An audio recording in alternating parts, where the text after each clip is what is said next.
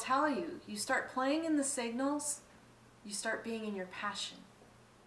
You start being in your passion, stuff starts happening.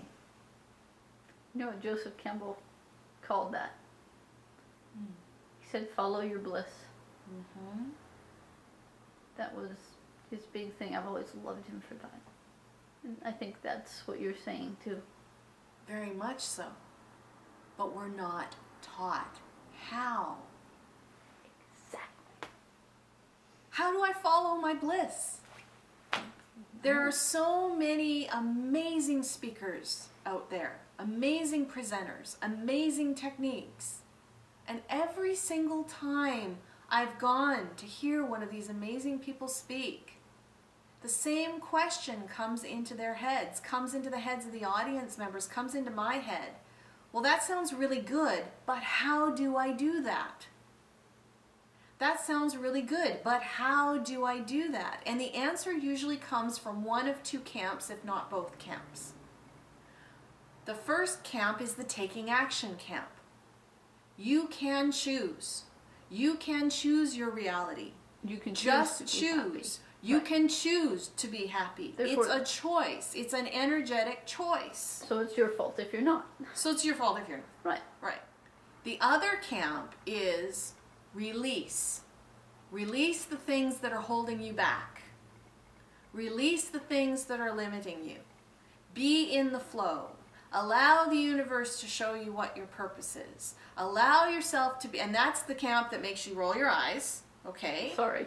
Makes a lot of people who aren't playing in that sandbox roll their eyes and go, give me a break, because it's too airy-fairy, it's too ethereal, they can't put their finger on it, it doesn't make sense, it's completely out of their context. Right. Because it's not how we're wired as human beings. That's why we talk about it extensively in the workshop. It's like, this is how we learn as human beings. Doesn't matter what your education is, doesn't matter what your financial background is, doesn't matter what country you come from, doesn't matter what language you speak. This is how we learn as human beings, period.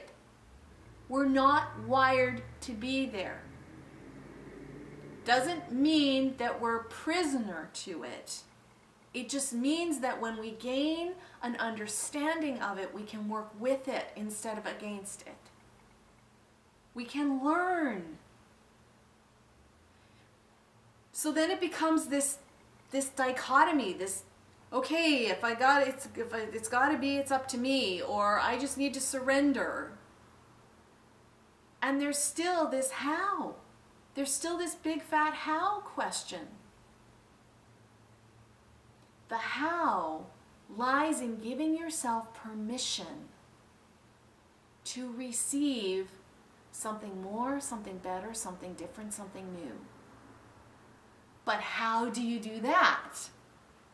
And that's where the 6 acts of receiving come in. They are actual actions that you can take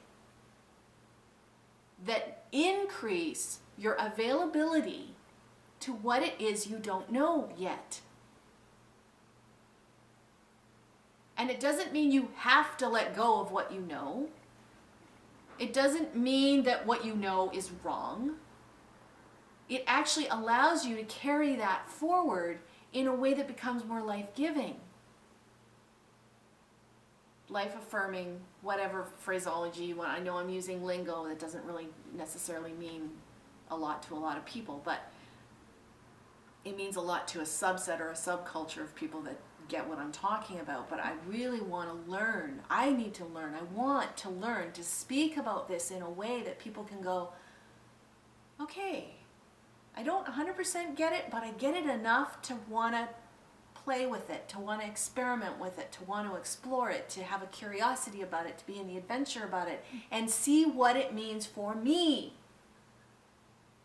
And then where I get excited is when I get emails and I get phone calls and I get people contacting me going, this just happened and this and I just had this aha moment and this, and then that makes the information go like that, this much bigger.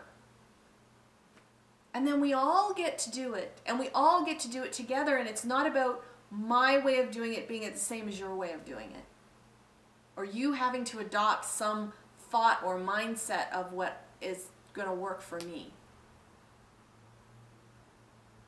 about you doing what works for you. Pure and simple.